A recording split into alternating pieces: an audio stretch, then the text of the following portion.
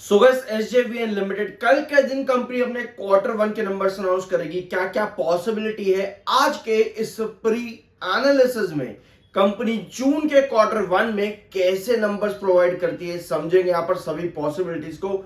आपको एक चीज पता होगी, फ्लड्स बहुत ज्यादा आ चुकी हैं पूरे इंडिया के अंदर, चाहे आप नॉर्थ ईस्ट में ले लो या फिर आप उत्तरकाशी रीजन में ले लो या फिर आप साउथ में भी कई सारी फ्लड्स आपको देखने को मिल रही होंगी। आप इन सभी फ्लड्स में देखो नुकसान तो इंसानियत का होता ही है, ठीक है, जान का नुकसान तो देखो होता ही है, इंसानों का भी नुकसान होता है, सब चीजों का नुकसान होता है। लेकिन कंपनीज के नजरिए से देखें तो वहां पर भी आपको नुकसान देखने को मिलेगा। यस, इंसानियत के नाते मैं यही कहूंगा कि भैया इंसान का नुकसान जो है वो ज्यादा बड़ा है, जान का नुकसान ज्यादा बड़ा है, बट एक तरफ कंपनी का भी छोटा सा नुकसान होता ही है। तो स्टॉक मार्केट का चैनल है तो कंपनीज के बारे में भी हम यहाँ पर बात करते हैं, दूसरी तरफ जाने तो डेफिनेटली यहां पर काफी सारी चीजें देखने को मिलती हैं। तो भैया फ्लैश फ्लड्स और फ्रीक्वेंट फ्लड्स के चलते आपको हाइड्रो इलेक्ट्रिक कंपनीज का भी नुकसान होता देखने को मिलेगा। यानी जून का क्वार्टर जो ऑलरेडी कंपनी ऑलमोस्ट हर ईयर में बेस्ट क्वार्टर देती है, एक बेंचमार्क कंपनी क्रिएट करती है। क्या ये बेंचमार्क क्रिएट हो पाएगा कल के दिन, समझते हैं इसको यहां पे। तो जून की पॉसिबिलिटी कंपनी की क्या रहती है इसको हम डिस्कस करेंगे और समझेंगे पहले 2022 के नंबर से। तो भैया जून 2022 में कंपनी के सेल्स आए 1004 करोड़, जो कि भैया मार्च 2022 के कंपैरिजन में बहुत स्ट्रॉन्ग थे। एक तगड़ा बेंचमार्क कंपनी ने 2022 में लगाया था। अब आते हैं 2023 में। तो भैया 2023 में कंपनी के सेल्स आए 675 करोड़, मार्च 2023 में थे 504 करोड़। तो भैया यहां पर भी कंपनी ने 171 करोड़ के आसपास का जंप दिखाया मार्च के कंपैरिजन में इन जून 2023। अब आते हैं 2024 के पैटर्न पे। तो भैया 870 करोड़ कंपनी जून 2024 में, जो कि मार्च 2024 का कंपैरिजन में एक बड़ा जंप है, लगभग 387 करोड़ के आसपास का 387 करोड़ का जंप है जून 2024 के क्वार्टर में इन कंपैरिजन विद मार्च 2024। अब आते हैं 2025 में। तो 2022, 23 और 24 देख करके आपको क्या समझ आया कि कहीं ना कहीं मार्च का क्वार्टर कंपनी का सबसे वीक देखने को मिलता है।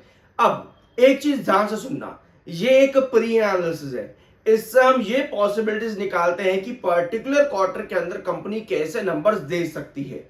नंबर्स अभी आए नहीं है, इसके फायदे ये होते हैं कि क्या प्री रैली मिल सकती है, क्या पोस्ट रैली मिल सकती है, या फिर कुछ बड़ा मोमेंटम या मूवमेंट देखने को मिल सकता है। इससे इस तरह की पॉसिबिलिटीज को आप क्या करते हो, एलिमिनेट करते हो, ताकि आपको समझ सको कि भैया क्या होगा नंबर्स के आने के बाद या पहले। तो ये चीज हम यहां पर इसलिए डिस्कस करते हैं प्री एनालिसिस। और 2025 में एक बार फिर से कंपनी सिर्फ 504 करोड़ के सेल्स पर आई है। यानी मार्च का क्वार्टर आपको कहीं ना कहीं पता चल चुका है कि सबसे वीक क्वार्टर देखने को मिलता है in comparison with other 3 quarters. और जून का क्वार्टर कहीं ना कहीं एक बेंचमार्क लेकर के आता है। तो ऐसे में हम यहां पॉसिबिलिटी लेकर के चल सकते हैं कि जून 2025 में कंपनी के सेल्स, रेवेन्यू या फिर इनकम आप कहो वो बढ़ती देखने को मिल सकती है। तो भैया सेल्स में पॉसिबल है कि कंपनी 2022, 23 और 24 का पैटर्न कंटिन्यू करे। तो ऐसे में कल के दिन पॉसिबल है कंपनी बहुत स्ट्रॉन्ग सेल्स के साथ यहां पर खड़ी हो, बट क्योंकि फ्लड्स है तो हो सकता है आने वाले क्वार्टर्स उसके बाद थोड़ा सा इशू करता देखने को मिल जाए। ठीक है, अब आते हैं कंपनी की प्रॉफिटेबिलिटी पर, लेकिन प्रॉफिटेबिलिटी से पहले एक बार ओपीएम परसेंटेज को समझ लेते हैं। तो भैया अगर आप जून के पास्ट क्वार्टर्स देखोगे उठा करके तो आपको एक और चीज नजर आएगी कि जून के महीने के अंदर कंपनी का इन कंपैरिजन विद मार्च हर बार आपको ओपीएम परसेंटेज बढ़ता देखने को मिलता है। और जून 2024 में भी कंपनी का ओपीएम आया था 74%। अब आप कहोगे भैया ओपीएम का हम क्या करें, ओपीएम परसेंटेज बढ़ने का मतलब यह है कि कहीं ना कहीं कंपनी के जो एक्सपेंसेस हैं वो कम देखने को मिलते हैं इन जून क्वार्टर। तो ऐसे में कंपनी का अगर ओपीएम परसेंटेज भी बढ़ते हैं सेल्स के साथ में, तो हाई पॉसिबिलिटी है कि एट द एंड कंपनी की प्रॉफिटेबिलिटी यानी कि नेट प्रॉफिट भी बढ़ते देखने को मिल जाए।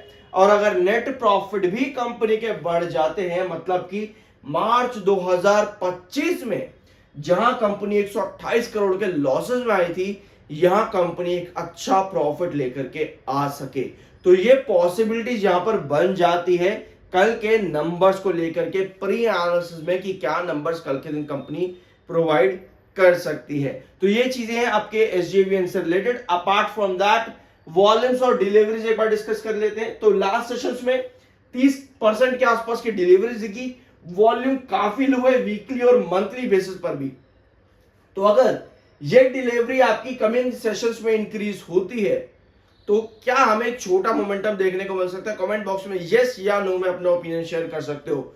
ऑल्दो एसजेवीएन लिमिटेड ऑलरेडी काफी अच्छी खासी गिरावट पर स्टिल है, डिस्पाइट इसके कि इन्वेस्टर्स की उम्मीदें इस कंपनी से काफी हाई थी और रीजंस भी आप क्लियर कट निकाल सकते हो कि भैया एनर्जी पावर सेक्टर की कंपनी है तो कहीं ना कहीं गवर्नमेंट के इनिशिएटिव्स और पीएसयू भी है, तो गवर्नमेंट के इनिशिएटिव्स और प्रोजेक्ट्स के चलते इस कंपनी पर ज्यादा पॉजिटिव इफेक्ट देखने को मिलेगा, बट ऐसा अभी तक नहीं हुआ है। क्योंकि कहीं ना कहीं अगर हम रीजन समझे ना तो 2024 के सितंबर के आप फ्लड उठा करके देखो, वहां पर भी बहुत ज्यादा डिसरप्शन देखने को मिला था कंपनी के इंफ्रास्ट्रक्चर डेवलपमेंट्स पर। तो कहीं ना कहीं सितंबर 2024 का इफेक्ट आज तक पूरा खत्म होता देखने को नहीं मिला है इन नेगेटिव डायरेक्शन जो आ रहा है एसजेवीएन के ऊपर।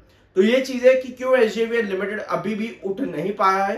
कहीं ना कहीं एक्सपेंसेस की पकड़ कंपनी की खराब रही है, जिसकी वजह से मार्च 2025 में कंपनी लॉसेस में भी आई है एक लंबे टाइम के बाद में। तो ये सब चीजें आपको ध्यान में रखनी चाहिए जब भी आप लोग किसी कंपनी का एनालिसिस कर रहे हो, आपको पॉसिबिलिटीज सारी पता होनी चाहिए। अपार्ट फ्रॉम दैट 33.7 का आपका एमएफआई है, 35.4 का आपका आरएसआई है। न्यूट्रल टेक्निकल्स है, यूजुअली ये टेक्निकल्स काफी स्ट्रॉन्ग मोमेंटम क्रिएट कर देते हैं। तो हमें देखना होगा कि पॉसिबिलिटीज चार्ट पैटर्न पर किस तरह से कल के दिन बैठती हैं, उसके हिसाब से आप यहां पर काम करके चलना। बाय सेल की कोई रिकमेंडेशन नहीं। आई होप कि वीडियो आपको पसंद आया होगा। मिलते हैं अगले वीडियो में। आज के बाकी की वीडियो देखना मत भूलना और सब्सक्राइब के बिना मत जाना।